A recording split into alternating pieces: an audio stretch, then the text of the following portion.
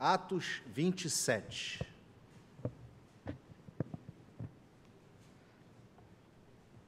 Esse é um texto razoavelmente longo, mas é o texto da nossa meditação dessa noite. Então, eu queria que você acompanhasse a leitura. Preste bem atenção, porque o texto é riquíssimo em detalhes e é um relato fantástico da história de um homem fantástico de Deus, o apóstolo Paulo. Paulo enviado para a Itália. Quando foi decidido que navegássemos para a Itália, entregaram Paulo e alguns outros presos a um centurião chamado Júlio, da corte imperial. Embarcando num navio adramitino, que estava de partida para costear a Ásia, fizemo-nos ao mar, indo conosco Aristarco, macedônio de Tessalônica. No dia seguinte, chegamos a Sidom, e Júlio, tratando Paulo com humanidade, permitiu-lhe ir ver os amigos e obter assistência. Partindo dali, navegamos sob a proteção de Chipre, por serem contrários os ventos. E, tendo atravessado o mar ao longo da Cilícia e Panfilha, chegamos a Mirra, na Lícia. Achando ali o centurião um navio de Alexandria, que estava de partida para a Itália, nele nos fez embarcar. Navegando vagarosamente muitos dias e tendo chegado com dificuldade defronte a Quinido, não nos sendo permitido prosseguir por causa do vento contrário, navegamos sob a proteção de Creta, na altura de Salmona. Costeando-a penosamente, chegamos a um lugar chamado Bons Portos, perto do qual estava a cidade de Lazéia. Depois de muito tempo, tendo se tornado a navegação perigosa e já passado o tempo do dia do jejum, admoestava-vos Paulo, dizendo-lhes: Senhores, vejo que a viagem vai ser trabalhosa, com dano e muito prejuízo, não só da carga e do navio, mas também na nossa vida. Mas o centurião dava mais crédito ao piloto e ao mestre do navio do que ao que Paulo dizia. Não sendo o porto próprio para invernar, a maioria deles era de opinião que partissem dali para ver se podiam chegar a Fenície e aí passar o inverno, visto ser um porto de Creta, o qual olhava para o nordeste e para o sudeste. Soprando brandamente o vento sul e pensando eles ter alcançado o que desejavam, levantaram âncora e foram costeando mais de perto a ilha de Creta. Entretanto, não muito depois, desencadeou-se do lado da ilha um tufão de vento, chamado Euroaquilão, e sendo o navio arrastado com violência, sem poder resistir ao vento, cessamos a manobra e nos fomos deixando levar. Passando sob a proteção de uma ilhota chamada Cauda, a custo, conseguimos recolher o bote, e levando este, usaram de todos os meios para cingir o navio, e temendo que dessem na Sirte, arriaram os aparelhos e foram ao léu. Açoitados severamente pela tormenta no dia seguinte, já aliviavam o navio, e ao terceiro dia nós mesmos, com as próprias mãos, lançamos ao mar a armação do navio. E não aparecendo havia já alguns dias, nem sol nem estrelas, caindo sobre nós grande tempestade, dissipou-se afinal toda a esperança de salvamento. Havendo todos estado muito tempo sem comer, Paulo, pondo-se em pé no meio deles, disse: Senhores, na verdade era preciso terem me atendido e não partir de Creta, para evitar este dano e perda. Mas já agora vos aconselho bom ânimo, porque nenhuma vida se perderá de entre vós, mas somente o navio. Porque esta mesma noite um anjo de Deus, de quem eu sou e a quem sirvo, esteve comigo, dizendo: Paulo, não temas, é preciso que compareças perante César. E eis que Deus, por sua graça, te deu todos quantos navegam contigo. Portanto, senhores, tende bom ânimo, pois eu confio em Deus que sucederá do modo pelo que foi dito. Porém, é necessário que vamos dar a uma ilha. Quando chegou a 14ª noite, sendo nós batidos de um lado para o outro no mar Adriático, por volta da meia-noite, pressentiram os marinheiros que se aproximavam de alguma terra. E lançando o prumo, acharam 20 braças.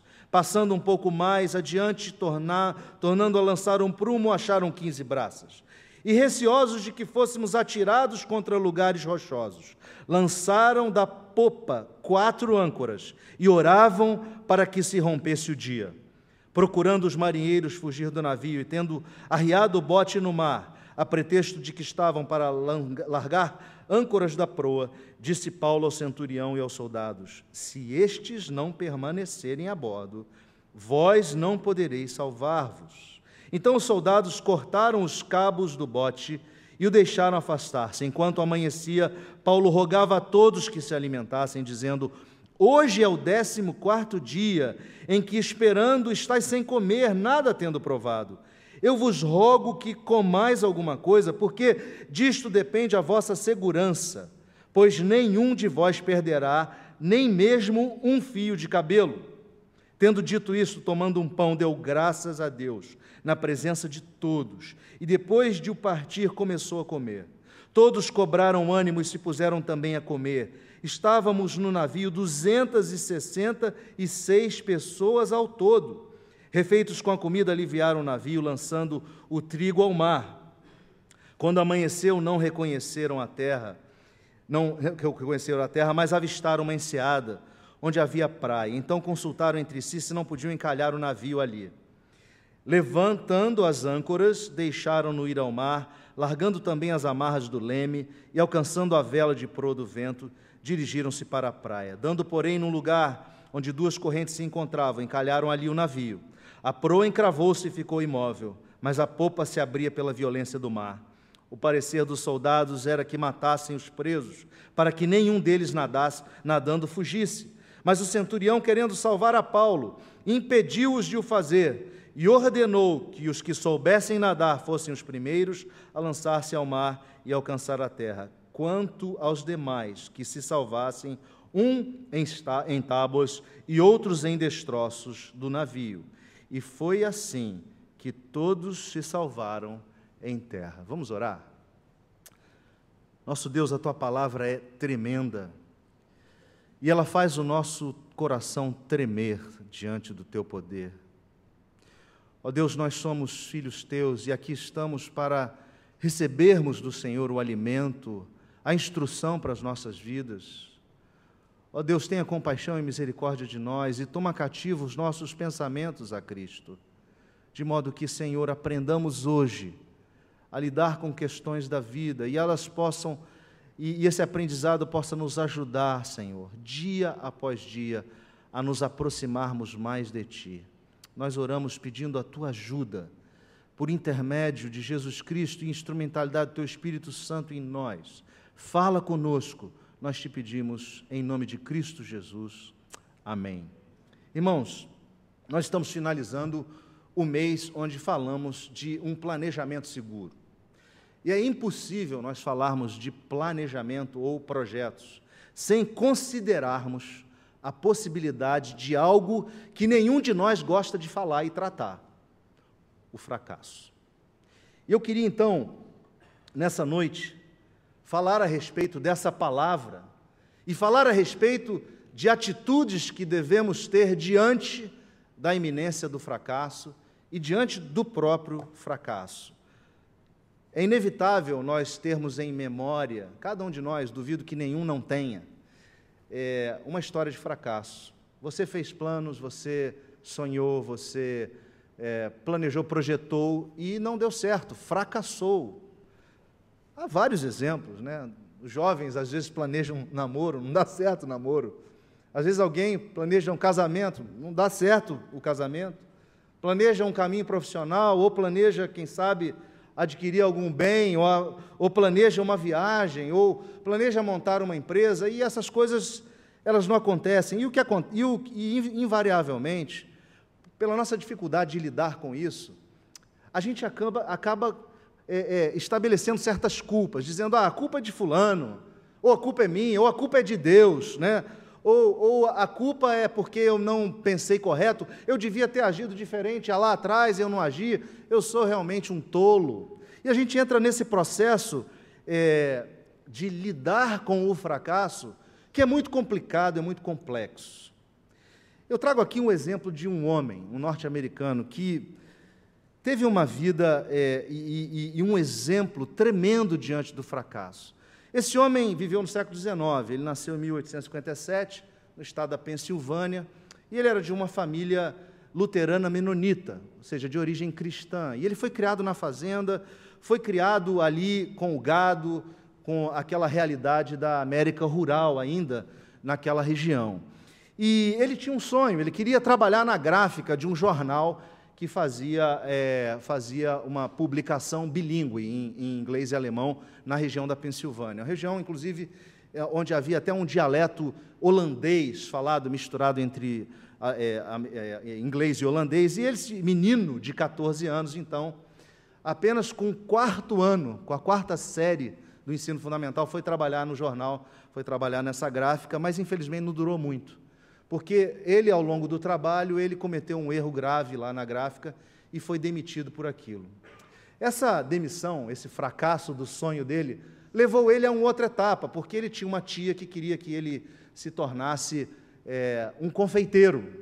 E essa mulher sabia cozinhar muito bem, sabia fazer doce muito bem, e ela começou a ensinar esse garoto a fazer doce. O garoto adquiriu uma habilidade tão grande que, aos 19 anos, ele abriu o próprio negócio. Isso ainda não tinha virado o século XX. E esse menino progrediu, ele foi para cidades grandes, como Chicago, Nova Orleans, e empreendeu ali realmente uma empresa. Né? E teve essa empresa durante algum tempo, só que ele faliu. Ele faliu a empresa durante 3 anos, depois tentou mais uma vez, né, na região de Nova York, também não foi bem sucedido, e ele continuou batalhando, continuou correndo atrás do seu sonho, né, até que então, ele, pela terceira vez, não largava a mão daquele negócio de fazer caramelo. Ele abriu uma empresa chamada Lancaster Caramel, que é caramelo da cidade de Lancaster. E ele abriu essa empresa, e aquilo progrediu muito bem, e já antes da virada do século XX, ele já tinha 1.300 empregados. Ele começou realmente a prosperar, porque era um menino que tinha sido forjado com a visão de que na vida temos que trabalhar duro e temos que ser perseverantes. Temos que trabalhar duro e temos que ser perseverantes. Esse menino lutou, batalhou, e num congresso em Chicago, no ano de 1900, ele teve contato com uma empresa alemã que fazia chocolate.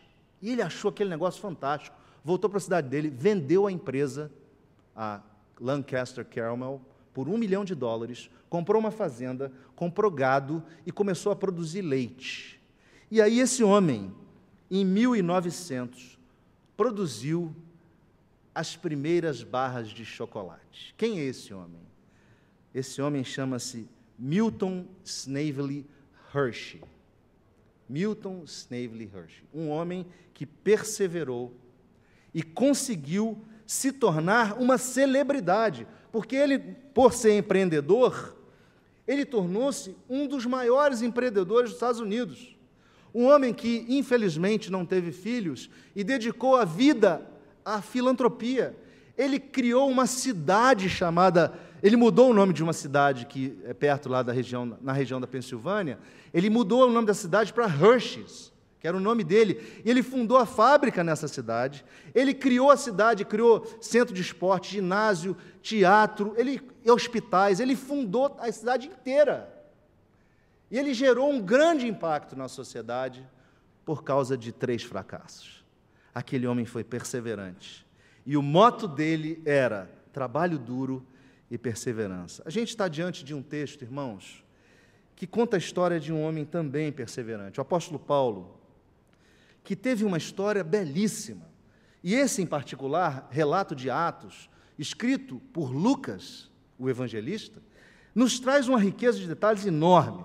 E a gente precisa lembrar que Paulo, quando se converteu, ele sabia do seu chamado, porque, através de Ananias, Deus disse a Ananias o seguinte: vai, porque este é para mim um instrumento escolhido para elevar o meu nome perante os gentios e reis, bem como perante os filhos de Israel. E mais adiante, então, a gente vê quando Paulo já empreendera suas viagens missionárias, na terceira viagem missionária, retornando para Jerusalém, ele, em Mileto, com os presbíteros da cidade de Mileto, ele dá uma declaração fundamental a respeito da sua motivação. Ele diz assim: em nada considero a vida preciosa para mim mesmo, contanto que complete a minha carreira e o ministério que recebi do Senhor Jesus para testemunhar o evangelho da graça de Deus. Irmãos, o apóstolo Paulo, ao final da sua terceira viagem, ele voltava para Jerusalém. E quando ele chegou em Jerusalém, ele encontrou um ambiente completamente hostil. Ele encontrou um ambiente onde os judeus, inclusive que haviam chegado de viagens à Ásia, estavam acusando Paulo de ser uma pessoa que estava deturpando os ensinamentos das Escrituras, que ele estava falando contra o judaísmo, que ele estava falando contra a lei mosaica, que ele estava profanando o templo, porque ele entrava com gentios gregos no templo para participar do culto. Ele encontrou um ambiente super hostil. E lá, pelo relato de Lucas, esse ambiente ficou muito grave. O Sinédrio, que era a entidade religiosa que comandava o judaísmo daquela época, ele se reuniu para perseguir e matar Paulo.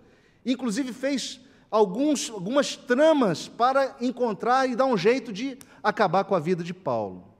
E Paulo estava tão aflito, e numa dessas noites de aflição, Jesus Cristo apareceu para ele, e Lucas relata em Atos 23:11, onde Jesus apareceu para Paulo e disse assim: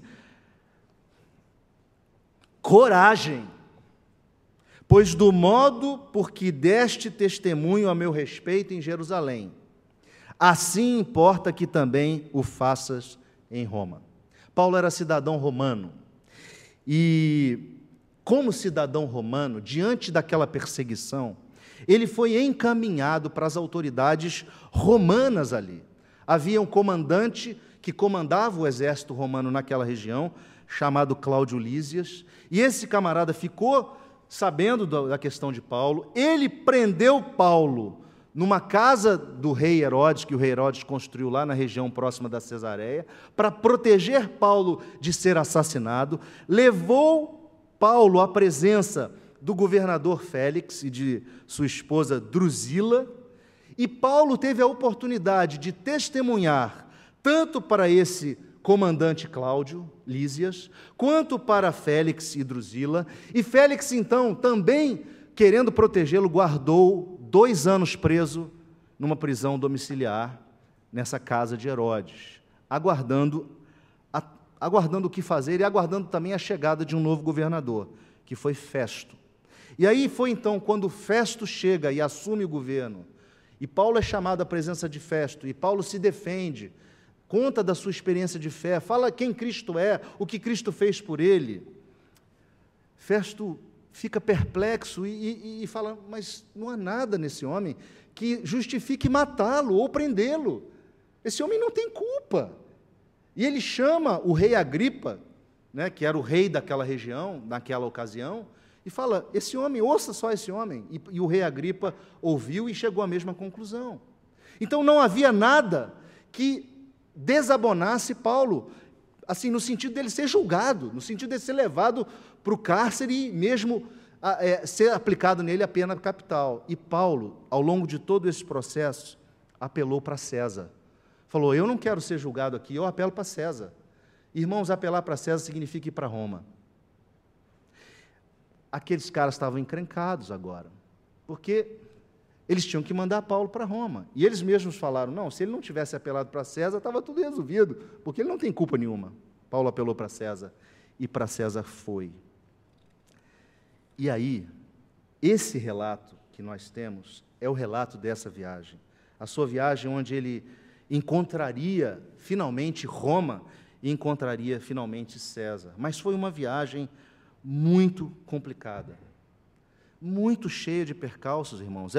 Foi uma viagem onde eles embarcaram num navio que levou eles de um porto para outro, esse navio Adramitino, né, que era uma cidade daquela região, levou ele para um outro porto, né, e Paulo, ele tinha uma certa regalia, porque você vê pelo texto que o próprio comandante Júlio, que o acompanhou, foi designado a acompanhá-lo até a prisão, deu algumas regalias para ele e falou, na cidade de Sidom, você pode sair e encontrar com seus amigos e receber a ajuda deles. Então, Paulo ele estava sendo tratado ali com bastante cuidado.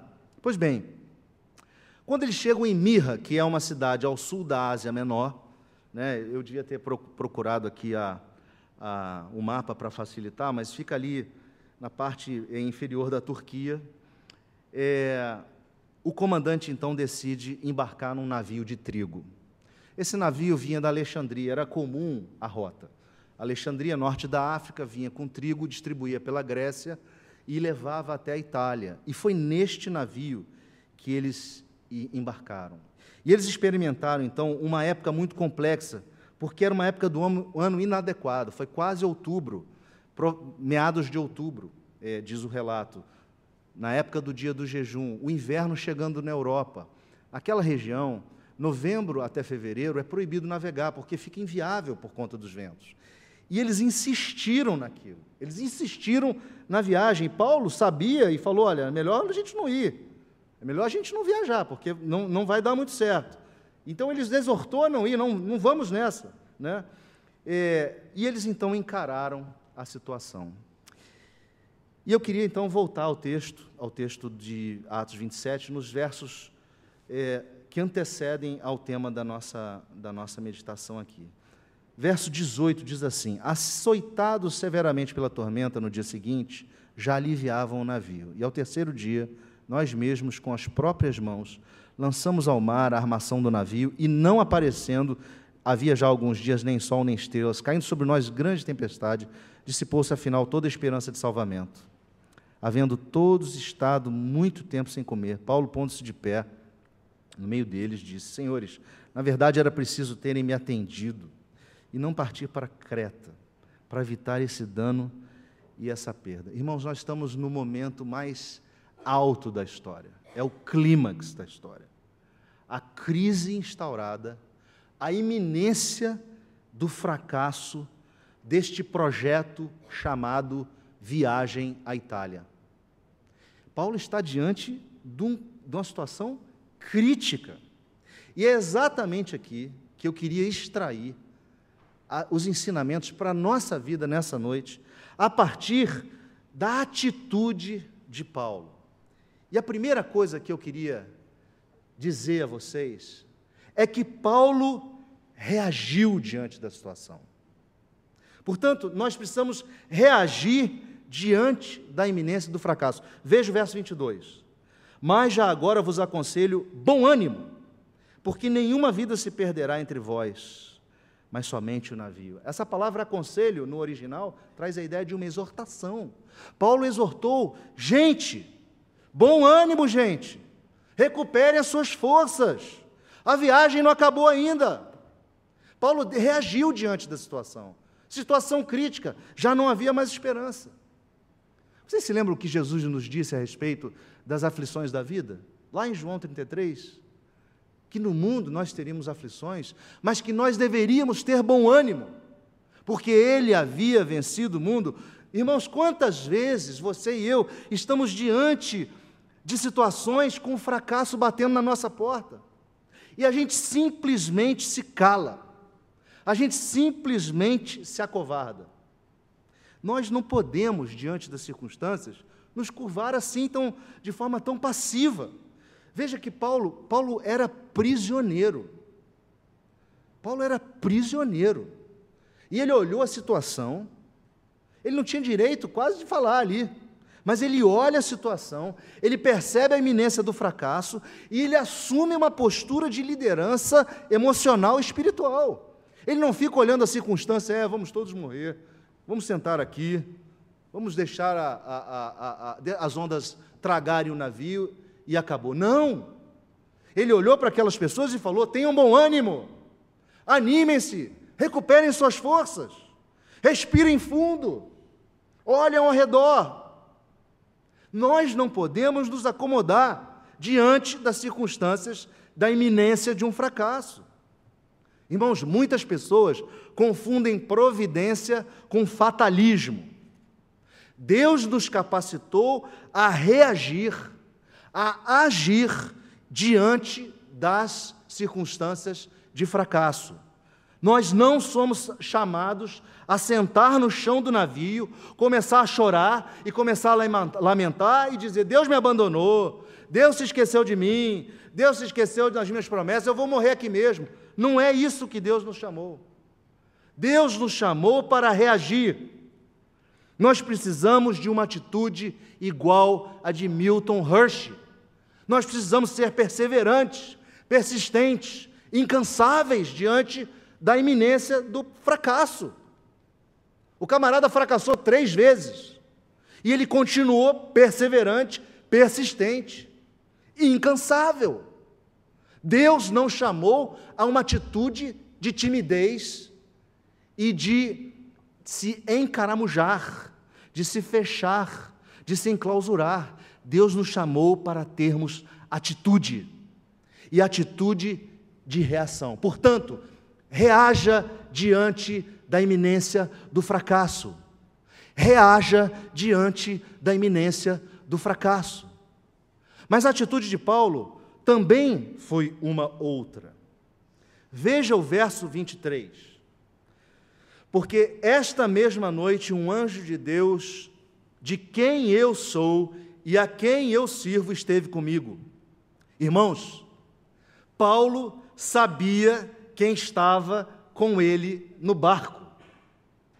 A atitude de Paulo é essa: saiba que Cristo está conosco no barco. Nós não estamos ao léu, com U. Nós não estamos ao léu. O nosso barco não está desgovernado, ainda que aparentemente as circunstâncias que eu vejo são assim. Nós estamos acompanhados. Lucas, o escritor de Atos, é também o autor do Evangelho. E Lucas lembra-se muito bem, veja, Lucas estava no barco, porque ele relata como testemunha ocular. E ele se lembra muito bem daquele episódio onde os discípulos estavam com Cristo num barco atravessando o mar da Galileia e um vento impetuoso entrou e transformou uma situação de certeza em completa incerteza, a ponto do barco ameaçar o naufrágio. Cristo estava no barco, dormindo tranquilamente, mas os homens estavam desesperados, não sabiam o que fazer, não sabiam usar a autoridade que Deus tinha, que Cristo tinha dado a eles. Os discípulos simplesmente se conformaram em dizer: tempestade, vai afundar, acorda lá o mestre, acorda lá o mestre. E Lucas relata, que diz que eles chegaram a Jesus e falaram: mestre, mestre, estamos perecendo. Despertando-se Jesus, repreendeu o vento e a fúria da água, e tudo cessou e veio a bonança. Então lhes disse: onde está a vossa fé? Eles, possuídos de temor e admiração, diziam uns aos outros: quem é este que até aos ventos e às ondas repreende e lhe obedecem? Irmãos, nós não naufragaremos. Deus está conosco no barco. Nós precisamos crer nisso. Diante do fracasso, ou da iminência dele, ou da efetivação dele, momentaneamente. Deus está conosco no barco. E ainda que ele nos permita naufragar, ainda que isso aconteça por um momento, ele virá andando por sobre as águas para nos resgatar. Nosso Deus não faz obra incompleta, gente. Nós não podemos cair nessa tentação de achar que Deus deu a partida no mundo e deixou o mundo sozinho.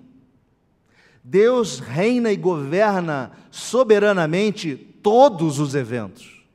E nós precisamos guardar isso muito forte no coração e saber que Deus, que Cristo, está conosco no barco. A música não fala assim: com Cristo no barco tudo vai muito bem, vai muito bem, vai muito bem. Nós precisamos saber isso. A gente tem que ter essa atitude, saber que Cristo está no barco. Por fim,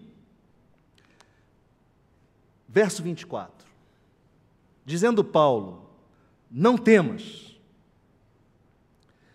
dizendo, o anjo disse, Paulo, não temas, é preciso que compareças perante César, e eis que Deus, por sua graça, te deu todos quantos navegam contigo. Irmãos, Paulo sabia que Deus tinha planos para ele.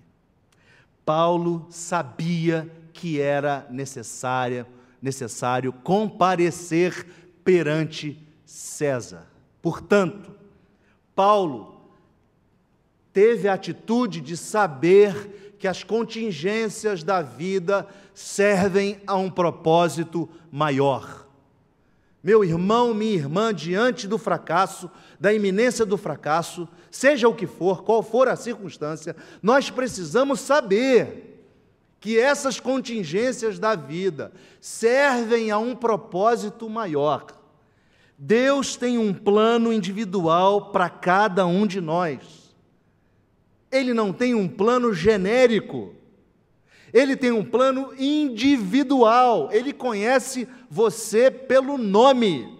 Ele sabe o dia que você nasceu, Ele sabe o dia que você vai morrer, Ele sabe o que você pensa, quais são as suas angústias, quais são os seus queixumes, quais são as suas dúvidas. Deus conhece você em profundidade e tem para você um plano pessoal. Portanto, saiba que as circunstâncias que cercam você servem a um propósito maior. Nada foge à soberana vontade do nosso Deus. Nada foge à sua vontade, que é boa, perfeita e agradável. Nada.